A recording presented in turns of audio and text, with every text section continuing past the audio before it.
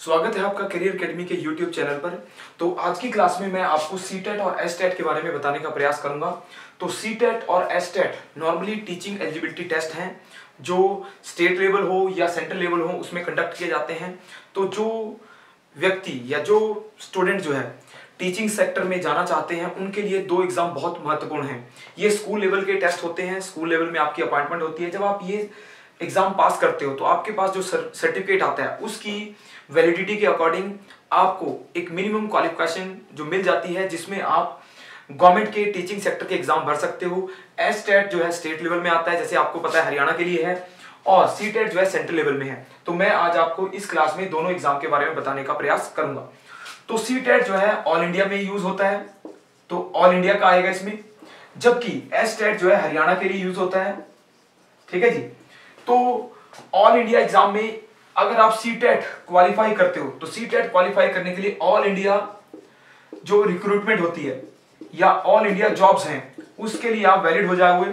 National level में कोई भी एग्जाम होता है टीचिंग का, नवोदय, केवीएस हो गया, आर्मी स्कूल हो गए या दिल्ली हो गई या यूटी के कोई भी एग्जाम, तो उसमें टीचिंग के जो भी एग्जाम होते हैं उसमें आपके लिए सीटेट की मिनिमम क्वालिफिकेशन जरूरी होती है। सीटेट का एग्जाम अगर पास होता है तो 7 ईयर 7 साल के लिए वैलिड होता है। ठीक है जी। जबकि हरियाणा में जाओ आप हरियाणा में जो टीचर की जॉब है, हरियाणा में टीचर की जॉब जो है उनके लिए आपको एसटेट सर्टिफिकेट की जरूरत पड़ती है। ठीक है जी। और ये जो है वैलिडिटी के अकॉर्डिंग 5 इयर्स की वैलिडिटी काउंट होती है। ठीक है जी। तो सीटेट जो है ईयरली साल में 2 बार होता है, जबकि एसटेट जो है नॉर्मली साल में, वैसे नॉर्मली 1 बार कहा गया है, पर इसके लिए 2-2 साल भी बीत जाते हैं। आमतौर पे इसका नोटिफिकेशन लेट हो जाता है। तो एसटेट की जो एग्जाम होने की और नोटिफिकेशन आने की कोई परमानेंट डेट नहीं है, फिर भी एसटेट स्टेट वाइज काफी इंपॉर्टेंट होता है। ठीक है जी।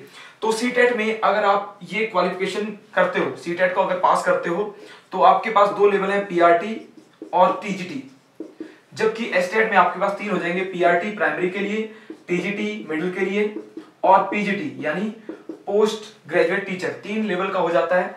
इसमें मिनिमम दोनों में ही नॉर्मली जेबीटी बीएड की रिक्वायरमेंट होती है। जो पीजीटी है, पीजीटी कोर्स में आपको बीएड और पीजी यानी पोस्ट ग्रेजुएशन की जरूरत पड़ेगी। बीएड जरूरी है इसमें और पोस्ट ग्रेजुएशन होनी चाहिए। कुछ ऐसे हैं जिसमें आपको बीएड बाद में करनी होगी, नॉर्मली आप एग्जाम दे सकते हो। तो सीटेट और एसटेट में कौन सा बेहतर है? तो अगर हम दोनों की इंपॉर्टेंस के आधार पर देखें, दोनों एग्जाम काफी इंपॉर्टेंट है। स्टेट लेवल में एसटेट ज्यादा इंपॉर्टेंट है और नेशनल लेवल में सीटेट काफी इंपॉर्टेंट है।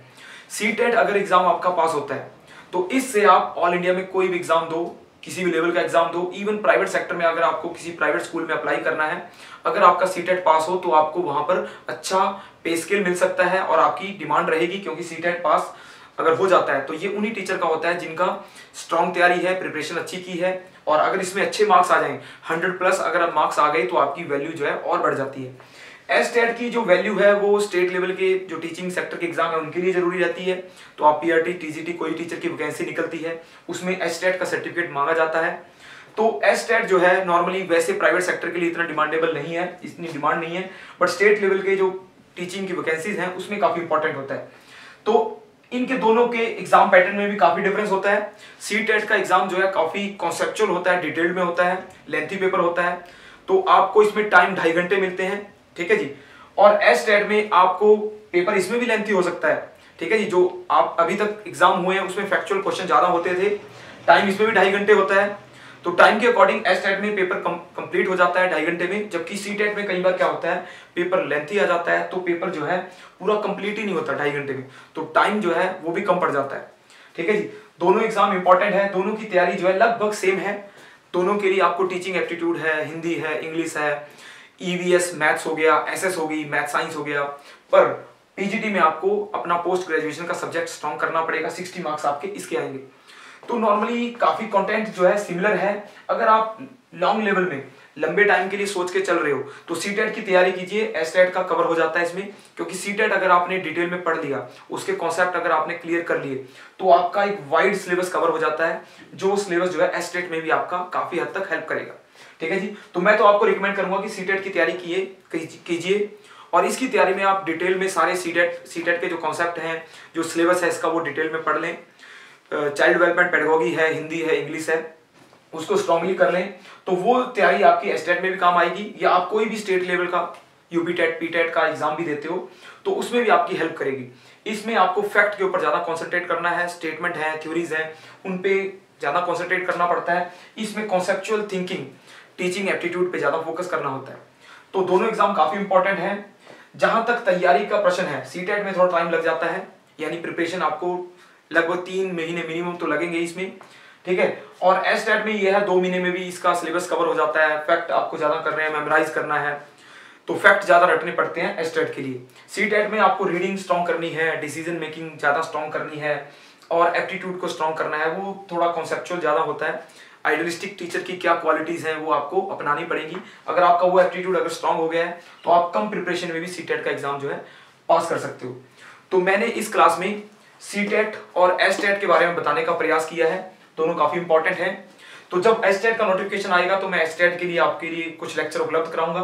सीटेट का भी नोटिफिकेशन आने वाला है तो उसके लिए मैं आपको जो लेक्चर होंगे वो भी उपलब्ध कराऊंगा। तो उम्मीद करूंगा कि आपके ये काम आते हैं, क्योंकि ये ऐसा प्लेटफॉर्म है जहां पर अगर हम ऑनलाइन लेक्चर प्रोवाइड कर रहे हैं और आप उसको प्रॉपरली देख रहे हैं, कुछ क्वेश्चन में आपकी हेल्प हो जाती है, थोड़ा गाइड होते हैं, मोटिवेट होते हैं, तो उम्मीद करूंगा कि आपके लेक्चर हेल्प करते होंगे, ठीक है जी। अगर आपको ये अच्छे लगते हैं तो लाइक करें, सब्सक्राइब करें। धन्यवाद।